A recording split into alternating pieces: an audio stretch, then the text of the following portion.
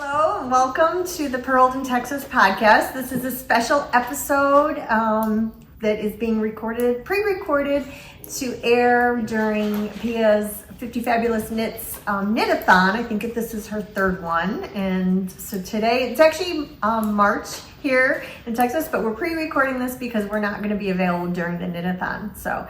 And thank you, Pia, for having us. Yes, and so if you've seen our podcast before, welcome back. If you're new, please consider following us and subscribing to our YouTube channel.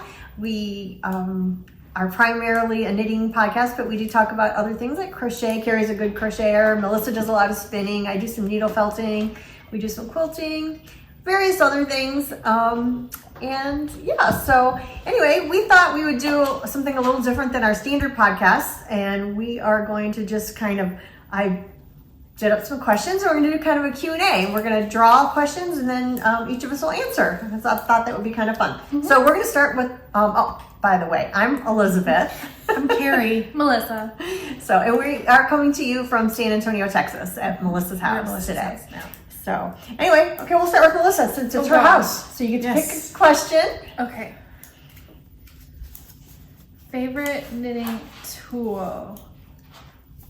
That's a tough one. It is. I didn't say they were easy questions. I should say that Elizabeth thought of all the questions. So when you see the blank look on mine and Melissa's face, it's because she made it. So we're like, I didn't give them any warning. No warning. That's okay. That's the best way to do it, What are right? friends for? I would say maybe a good row counter Okay. would be a good thing. one. Or even like, what is that? Sticky note tape or something? Oh, to like mark washi your tape? tape or something to mark your patterns where you're at. Those are actually two unsung heroes. So I think that's a good one. Okay. How about you, Carrie? My favorite tool is, and it's very recent that I got it, is the Coco Knits standing up pattern holder. Yep. The magnets on it are amazing. So I've had stand-up holders from like Knitter's Pride and just different ones in the past, some other no-name ones, and I don't even know all the different brands, but I got the Coco Knit ones for myself, I think 2 Christmases ago. And whenever it came out, I don't remember, but it is my absolute favorite because the magnets are perfect, and I have it sitting right next to, I have the chair where I knit, I have it on the table, and it's just a staple there. I have a lot of whips, so like the patterns just kind of do a turnstile sometimes, but it's always a staple. It stands really nicely too. It stands very nicely. Or you can lie it flat. It does both, and so I just that's my favorite. That's tool. a good one. I like that too. One of my favorite, probably another unsung hero, is my scale, my yarn scale. Okay. And probably the more I started knitting socks and things, really paying more attention to, how can I use this little bit of leftover yarn, and so really I got into weighing all my scraps and things like that. And so I think having a good scale that's accurate is it's kind of changed my knitting. So that's probably one of my favorite tools too. That's good. So That's a good one. okay, great. Carrie, Here we go. they're not that hard. Which instructor you'd like to take a class from? Ooh, I think I have 2. So it would probably be either Andrea Mowry or Joji Locatelli, because I think those are my 2 favorite designers. I knit quite a few things of theirs, and everything that I see of theirs, I just usually in general fall in love with. So I feel like a class from them would be pretty awesome. I've actually taken classes from both of them, and they were awesome. I took a brioche class from Andrea Mowry, and I think it was a color theory class from Joji at Hill Country Weavers, which is one of our local Texas yarn stores in Austin. And, several years ago, and they were both fabulous. How about you, Melissa? So if it could be anybody, even if they're dead. Yeah, anybody. Elizabeth Zimmerman. Oh, that would be yes. Yeah. That's a great answer. Yeah. That's a great answer. But there's so many great designers out there. There I are. don't know how to, and everybody has different knitting styles and different techniques. And And you?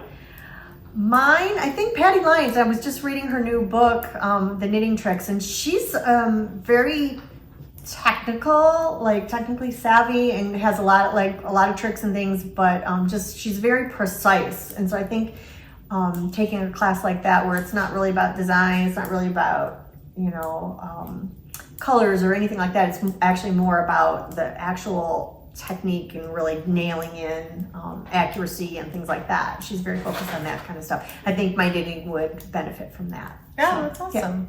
So. Your turn. Oh, my turn. Okay. My own questions. Okay. Favorite color to knit with? This is kind of easy. Pink. Mine's burnt orange. I like purples and greens. Okay. That's good. I figured you were going to say one of those. Were easy. Yeah. Mm-hmm. Okay. All right. Back to you, Melissa. Oh gosh. Okay. Do you plan your knitting or pick projects as you go? What do you mean? Well, I've been noticing there's a trend, especially in some of the younger knitters and younger podcasters, where they're really doing all these like journaling and planning and like this month, these are my goals. Knitting Natty, Natalie from Knitting Natty, or Love and Stitches, does a lot of that, where she actually plans out her weekly goals and her monthly goals, and like she gets stuff done, but it's so regimented, and I think that's great if that works for you. And so I just was curious, do people do that, or like?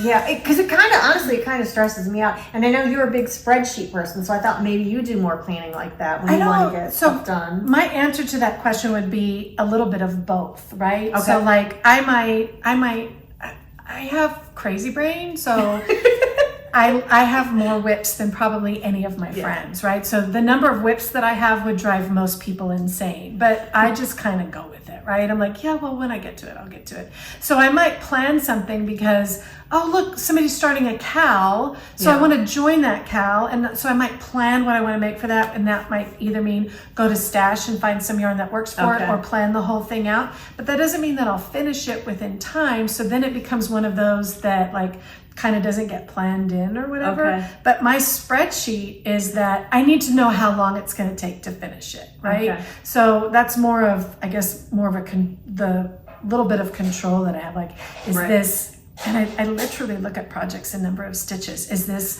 100,000 stitch project, blows my mind. Or is this a 30,000 stitch project? Like, because to me that tells me how fast I can get it done, right?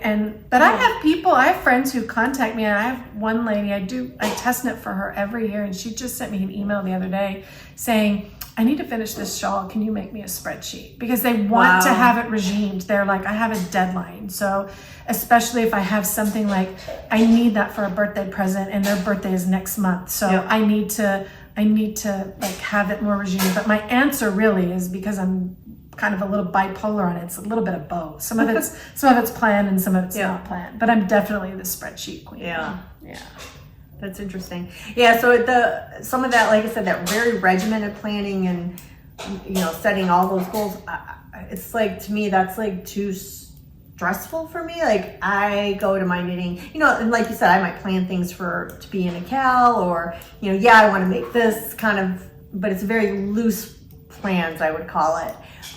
Nothing like written down and journaled, and, I have to knit 5 hours every day. Yeah, so I'm amazed by the number of people that do that. I think it's great if it works for you, but man, it totally stresses me out. I think that would stress me out too. And there are times when I have a deadline and I'm stressed out, and people are like, why do you do that to yourself if it just stresses you out? I'm like, well, this is a little different, right? Because I put this present on me, right? Yep. I knew their birthday is in 3 weeks, and I decided to like pull this yarn out and start something. So I don't mind that kind of a little bit of stress, but more of the goal of, you have to get 5 hours in today. It's like, I'll just feel like a failure, right? Because if I have to get 30 minutes of exercise, and I have to meal prep, and I have to clean the house, and then I have to get so many hours of work in, and then X number of stitching or X number of yoga or whatever, that would absolutely stress me out. Okay. Because I would kind of feel like a failure because I don't think I'd ever make it, right? Yeah. Okay. All right. Your turn again.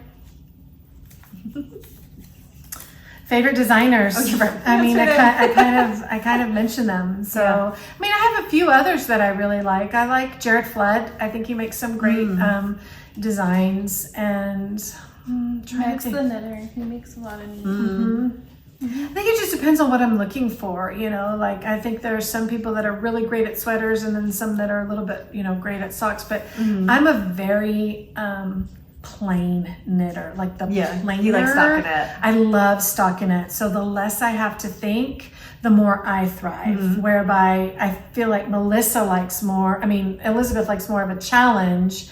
And, at times they do. Yeah. And I think you're a challenge. I think Yeah. I think you enjoy challenge. Like, this is our challenge. Everybody needs one of them. I feel like both of them would pick up something that they thought was beautiful and not think twice about how hard it would be. Whereby I look at a pattern, and even though I think it's beautiful, I'm like, oh my god, that was way too hard. That's not happening. Type of thing. But we know that you're very capable of doing it. I think I am, but I don't think I enjoy it at that point, right? That's true. Yeah. You're exactly right though, because like, when COVID first started, like I needed my mind to be engaged in something, so I did not want simple. I wanted to have to think. So I did like the sorrel sweater, which was a new stitch and new, you know, doing all multiple colors and things like that. The more I could engage my mind during that initial time of COVID, the better. And my brain just craved like distraction, and that was how I got into that. Yeah. So I don't think my brain ever craves that. yeah, some people just wanted like mindless, you know. I'm always. It's so interesting to me, the psychology behind, you know, like how we all operate, and it's different for every person. And sometimes it's different for your own person. It changes over time, which I also think is very interesting too. Yeah. So Absolutely. cool. Do you have another favorite designer? No, I like what you guys like. Yeah, Hoagie, and Her pieces, both pieces. And I also like Caitlin Hunter's sweaters. She does some fabulous sweaters too. Isabel Kramer is another one Kramer. that I think has some great shapes. I haven't made any of hers, but I have some in my queue that I do want to. I like a lot of his. Like I love Caitlin Hunter's, but again, because I crave the mindless, I can't do all of her color work. I get to the point where I don't enjoy it. Like I'm just like, okay, I just want to throw this away. So I love them. I think they're beautiful, but I don't ever want to knit them. So. Then the other one I think is genius is Stephen West. Yes. I mean, he has some crazy far out ideas, but just the genius behind like how his brain can come up with this stuff. I'm in total awe. And we've met him in person and taken classes from him. And he's just fabulous. So I have so much respect for him as a designer. I mean, I think he's really like a forerunner in everything. I agree. I do like Pia's designs. Yes, we love Pia's designs too. Yes, I need to make some more. I'm making that. I want to make that bee sweater. I got yarn. I have two sweaters of hers in my queue that I want to make. So good. Okay, is it your turn again? I think it's your turn. My turn. She's trying to skip. Okay, she's trying to skip. That's right. Let's see. What new knitting technique would I like to learn? Gosh, I think I had an answer for this, and I don't remember what it was. But I haven't done. Oddly enough, I did Intarsia when I was first knitting, because I didn't know that I didn't have any qualms about what I could or couldn't do, right? I just was starting to knit, and I'm like, I can do anything. I didn't realize that things were more difficult than others. So I did an Intarsia baby, it was a child's sweater. It was for like a toddler size, but this pretty scene, like winter scene with trees and snow and everything. And I don't know if I did it right or not. I just made it work. But I think that's the greatest part. Yeah, so maybe that's a little bit more exploration in the Intarsia stuff, and definitely some more cable. I'm not a huge cable knitter, but I just think they're beautiful, and maybe more cabling techniques would be mine. So how about you? You go ahead. Oh, why you put this on me?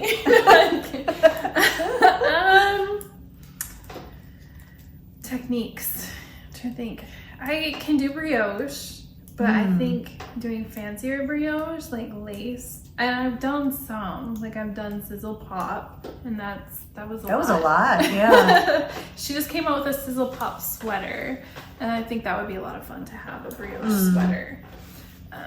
I'm not good at fixing brioche either, so that would be something I would like to learn. Yeah, how to fix brioche better. Fixing the mistakes so you don't have to rip it all back, right, like I usually do.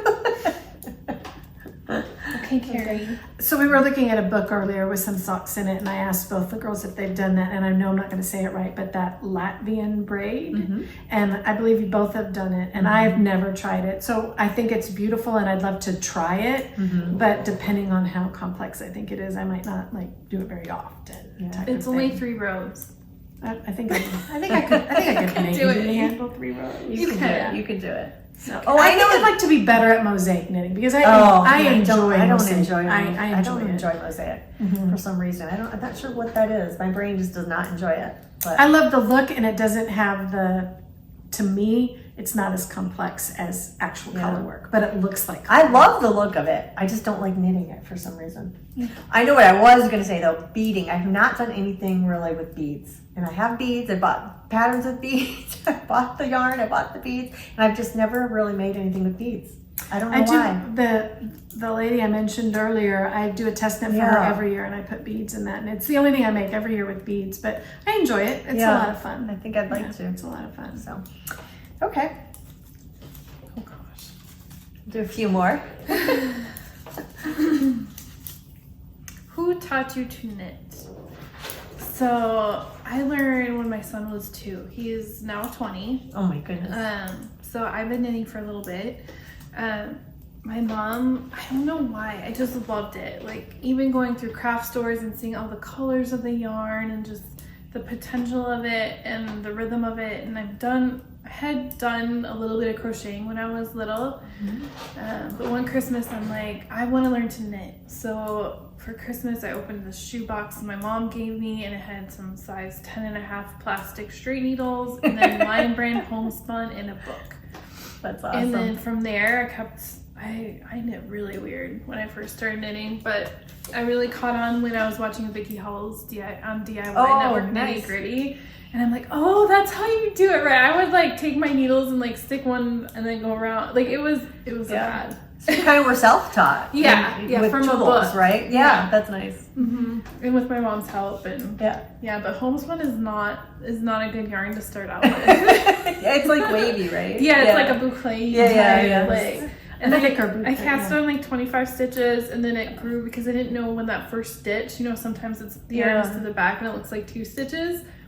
So that sucker went out like this, and then I got through the whole skein and I asked my husband, like, look what I made, and he's like, what is it? And I'm like, what do you mean? And then I ended up ripping it all out, and then I counted after each row to make sure I had the 25 stitches, and it was good, and I ended up giving it away to most knitters, gift stuff. So. How about you, Carrie? I learned to knit when I became a grandmother. So I had a lady that rented a house for me, and her mother had gifted me a scarf, and it was a really wide scarf. It had like a basket weave pattern on it. And I remember asking her if she could teach me how to knit, but her mother was only in town for a little while. So she tried to show me a couple of basic stitches.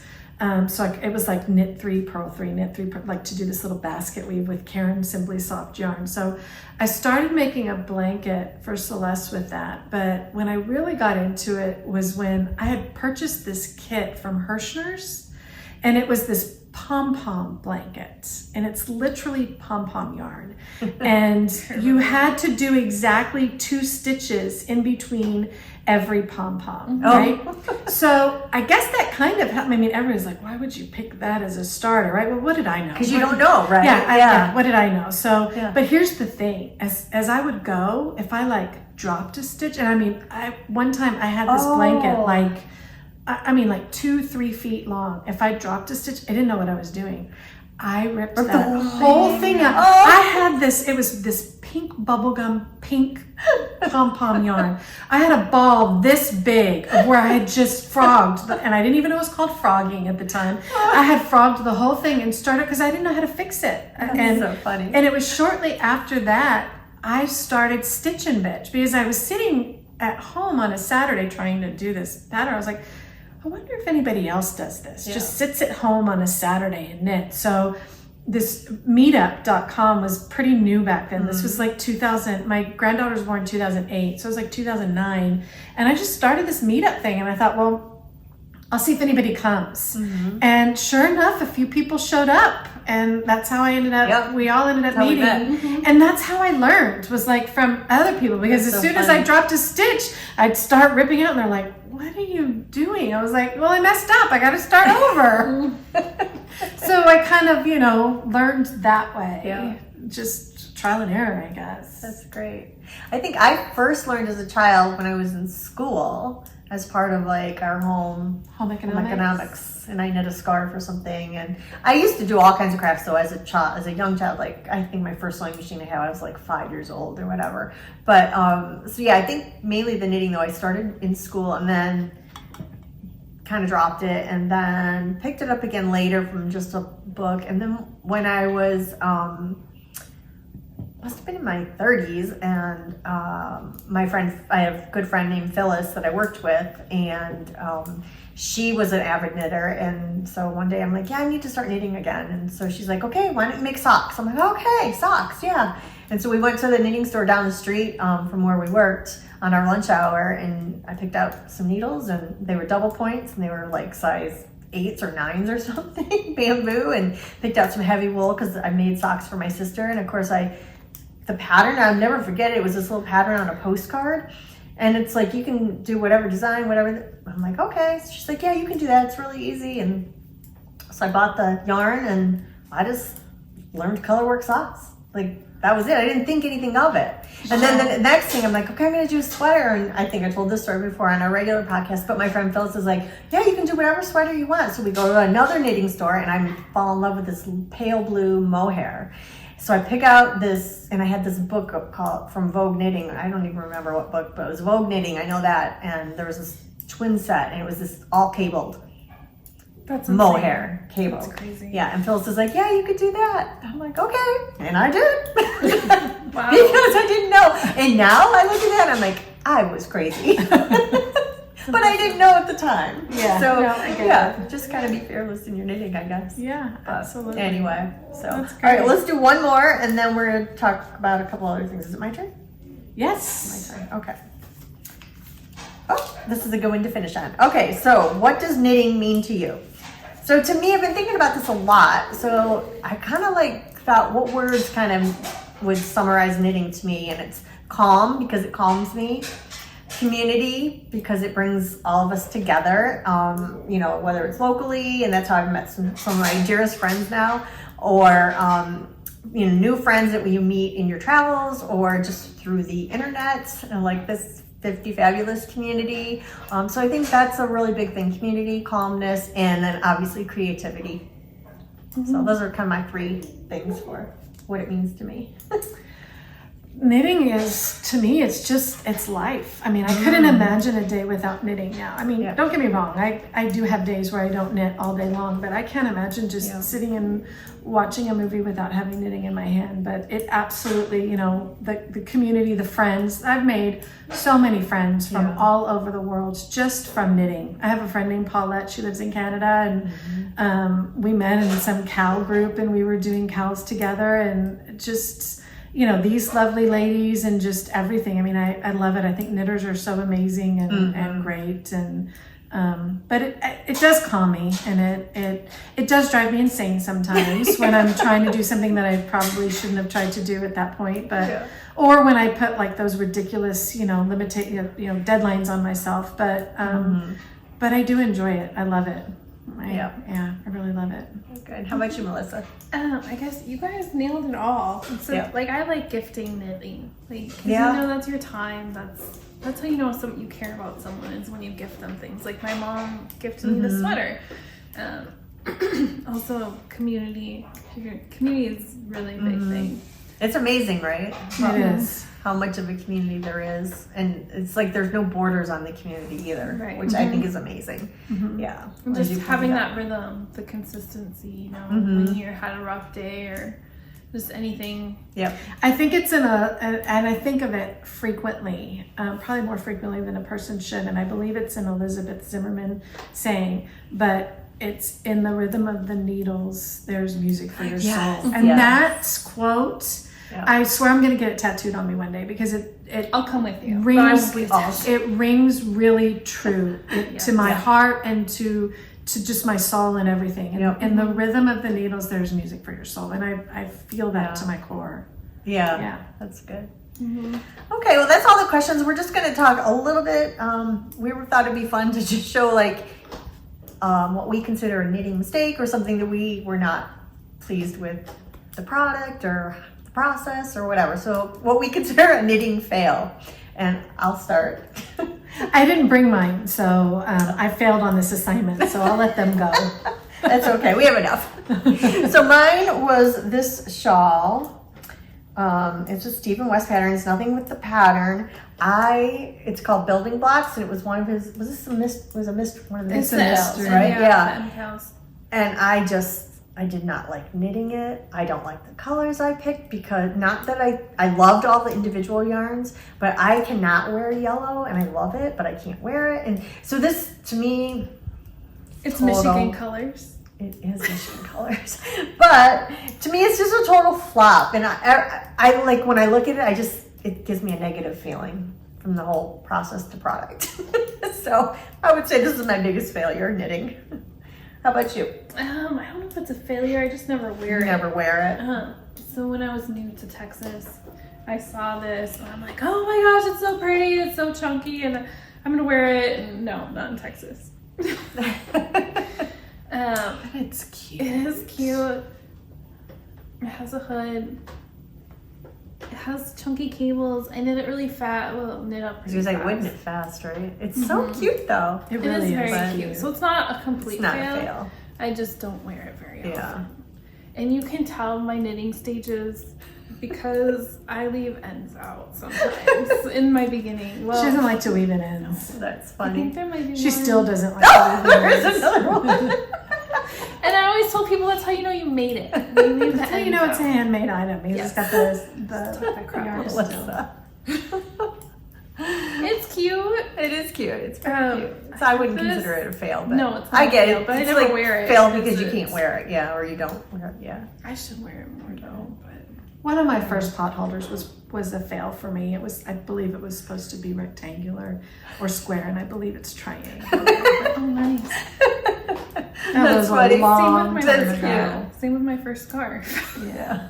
A long time ago. Okay, and then the other thing we were going to talk about just briefly is there's so many beautiful patterns out there and things that you see constantly. We're constantly bombarded with social media, all the beautiful stuff out there and at your local shops and what have you. So I have often wondered, like, is there something that you've seen at some point in your knitting time that you have always wanted to make, but you know you probably never will make?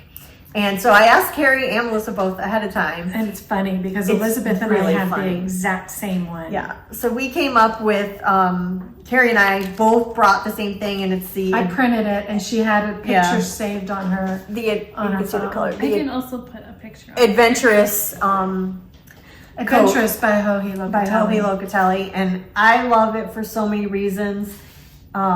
It's beautiful, all the cable work, the detail. I love the color she did it in, the green. It's just beautiful. absolutely I think we need gorgeous. to do that. Now we're talking about how we just have to do it.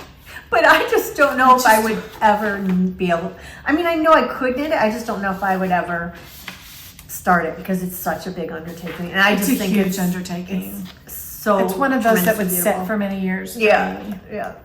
So, Yeah. what's really funny is I think when we were talking, when she showed me what she brought, and I was like, "That's the same thing I brought." But we saw this pattern came out. We were together when it released. We were at Carrie's sister's lake house when that came out. So it's kind of funny. Yeah, it is kind of funny.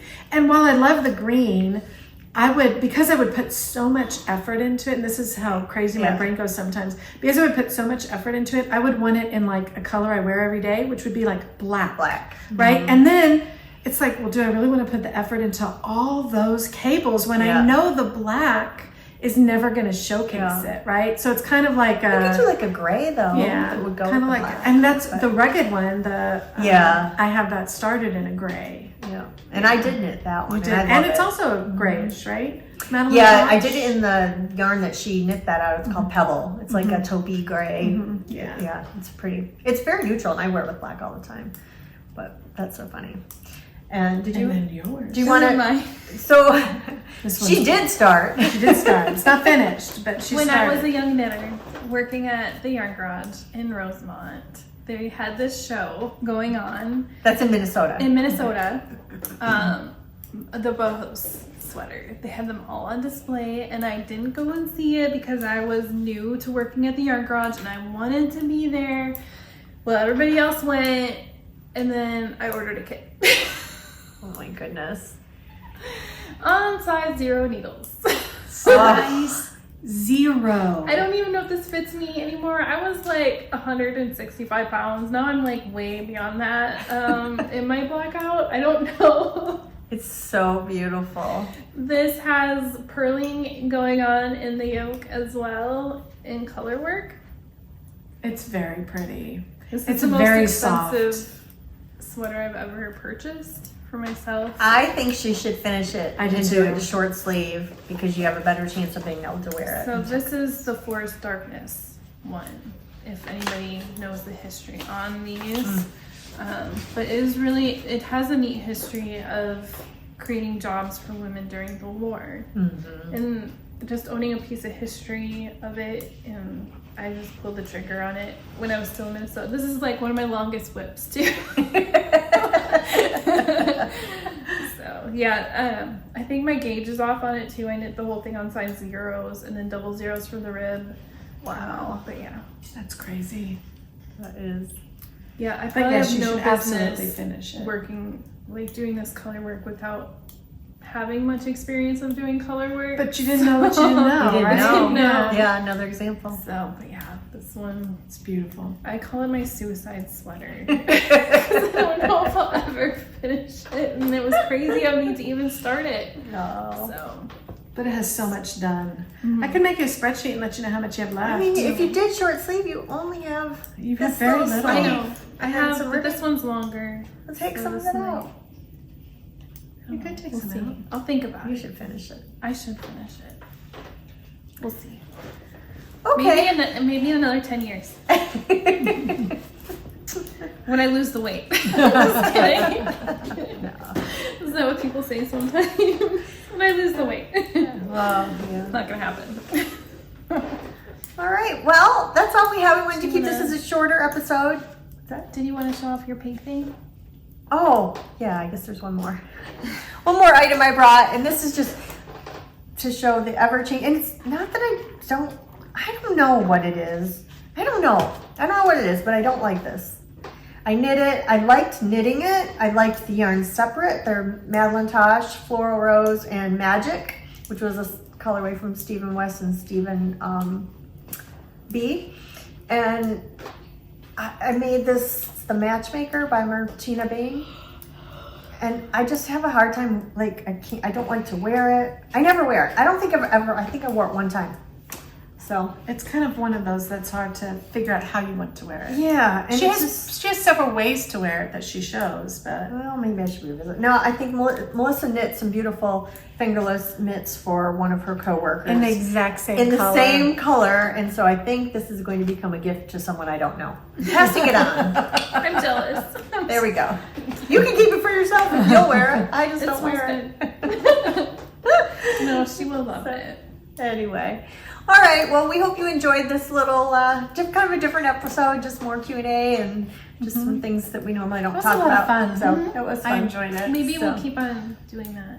Yeah. And if you, Later if there's on. anything else you want to know about us or anything, feel free to leave us some comments over on our channel. We do have a Ravelry group as well, so if you'd like to join us there, we do post Cal information and things We do. occasionally. So anyway, thank you very much for spending time with us. And Pia, I hope this knitathon was a huge success. I'm sure it was, as they all are. And thank you for including And thank us. you for including us. And I'm sorry I missed your trip to Texas this month, but I'm going to catch up with you in May for sure. So, okay, knitters, enjoy your time, the rest of your knitathon, and find joy in your making and practice kindness. Yes. Okay, thank you. Love you all. Bye-bye. Thank you. Bye.